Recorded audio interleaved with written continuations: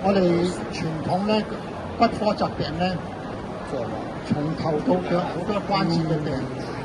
同埋咧好多脊椎嘅病。傳統嘅治療方法咧，都係手術或者其他嘅保守療法咧，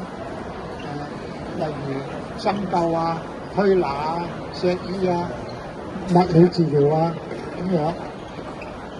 手術當然係有好多成功，但係咧手術咧就有風險、有併發症同埋有後遺症。其他嘅保守療法咧個效果係有限嘅，只係一個止痛嘅作用，佢做唔到呢個根源性治療。所以骨科治療關節病咧同埋脊椎病咧變咗係兩極化。一係咧又要冒好大險去做手術，一係咧嘥許多時間同埋金錢去做其他保守療法。咁我哋咧就本人咧就呢個開發咗護具護具嚟治療骨科疾病。咩護具咧？例如牽引器啊，你有脊椎嘅病嘅時候咧，椎間盤紮住神經線咧，你要牽引。或者咧，你個關節變咗形，O 型又好 ，X 型好，有壓痛，咁咧你就要用矯形器嚟到呢個治療呢個關節嘅變形。其他咧就係固定器啦，例如你個關節咧飄飄揈啊、唔穩定啊咁樣，咁我哋咧就要用功能性固定器嚟到醫個關節。從而咧，我哋就可以避免好多不必要嘅做手術，或者避免不必要嘅啲伸拿啊、推臼啊嘅嘢。咁醫療咧，既然我哋發展係一門真正嘅護具嘅醫學學問，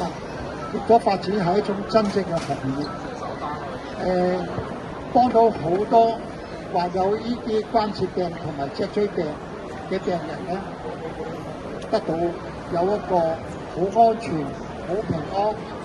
冇副作用嘅救治，避免佢哋做手術，避免佢哋浪費時間去做嗰啲冇用嘅保守療法。咁咧用呢啲護具咧，除咗係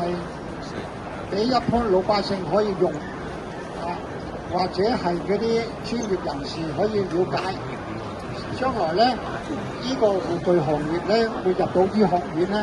都希望佢咧係做一個科普書籍或者教書嘅書籍，咁嚟到幫忙好多後一代嘅新嘅人知道呢個行業係乜嘢，期望咧能夠咧呢個行業咧能夠發揚光大，幫到好多人。好啊，睇下大家有冇咩問題咧？關於護具方方面面啊，佢嘅學問啊，佢嗰個用途啊，同埋個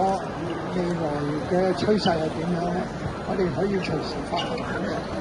好啊，多謝各位。